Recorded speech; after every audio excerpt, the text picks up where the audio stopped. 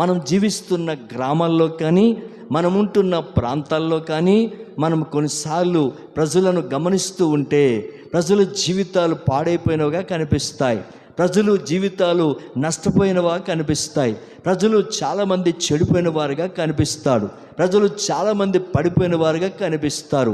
అయితే అలాంటి వారి మధ్యలో మనం చెడిపోకుండా, అలాంటి వారి మధ్యలో మనం జారిపోకుండా, అలాంటి వారి మధ్యలో మనము చెడిపోకుండా, పాపములో పడిపోకుండా మనం ప్రత్యేకంగా జీవించాలంటే ప్రతి వారి హృదయములో ఏముండాలంటే వాక్యం ఉండాలి. హల్లెలూయా, హల్లెలూయా.